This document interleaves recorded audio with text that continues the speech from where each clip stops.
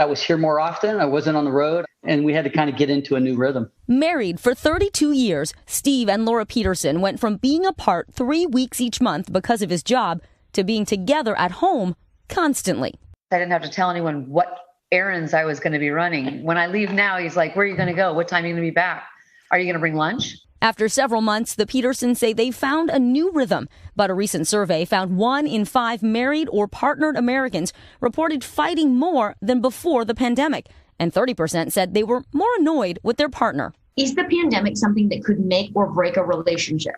Absolutely. Psychiatrist Sue Varma has seen a rise in couples seeking advice for how to rekindle their romance. She says things that were minor issues before the pandemic can morph into major ones when you're together 24/7. They're bickering, they're fighting, who's going to do what? Just because we're spending more time doesn't mean we're actually having more fun. What are the top complaints you're hearing from couples? People are stuck at home and they're finding that there are more dirty dishes, there's more dirty laundry, there's homeschooling, the kids are at home. So this balance between rest and relaxation versus the work that needs to be done, it's a very delicate balance. But it's not all bad news. 71% of unmarried couples say their relationships have gotten more serious since the pandemic began. Malik and Kelsey met last summer and married this summer.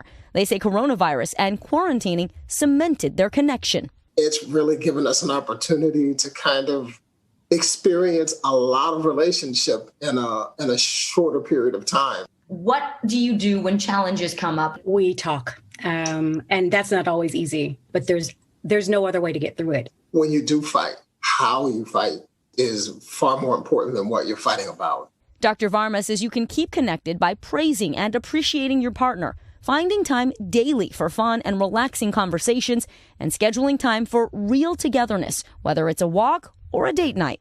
What are some things that you've learned that have helped you stay connected? Just being tolerant of one another and recognizing what each person's experience is of this pandemic. With COVID chaos putting a strain on couples, Dr. Varma says accepting your partner and giving grace to each other can keep your union strong. One of my favorite African proverbs is, before you get married, keep both eyes open. After you get married, keep one eye closed. Let go of the little things.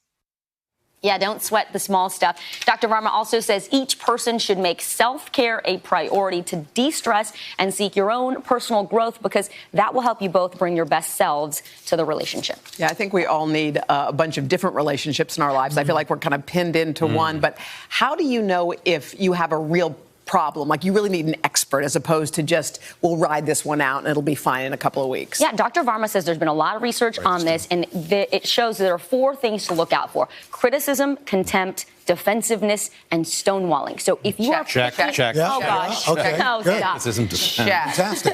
If you're picking on your partner, you're feeling angry or resentful, and you're getting defensive, yeah, write it down. Those are major red flags.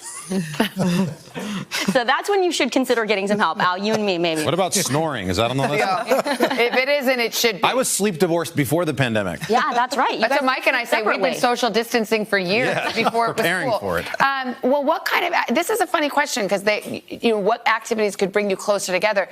But isn't the problem, like, do you want to be closer together? Isn't the point it's too much? So maybe activities that don't just bring you closer for quantity of time, right? But quality, like really focusing on each other and finding ways to see a new dimension of your partner, right? So find a way to experience awe together. And one way is just get outside, go see some nature. That apparently really does boost your mood. Also, if you're not going to go see a counselor, maybe that's not in the cards for you, listen to a podcast together or read a relationship book, then talk about it. It's like an assignment for yourself as a couple. Men love that when you're like, let's see this relationship. What could go wrong there? We'd prefer to drink and yell.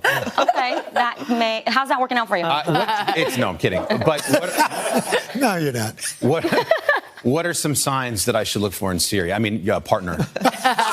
No names, not naming names. But Dr. Varma says if your partner is suddenly agitated, irritable, having trouble sleeping, and it's not because of the fourth baby, those could actually be signs of real anxiety or depression. That's when you might want to reach out, check in and say, hey, do you need some help? We joke. Can I just say, though, like, don't you think laughter is the best? Yeah, for sure. You know, if you don't have levity's been a big thing for us in our relationship, just to laugh at the moment. Me too. I mean, no matter how things get, like, if Mike said he's so funny, if he says something funny, I'm just like, I love you all over again. Especially when physical it's been release. tense, and then that breaks a lot of the ice. It does. Well, Get a joke book or a funny movie. Yeah. By the way, Jenna picks up on this tomorrow with a look at how people are finding love during the pandemic. So check that out.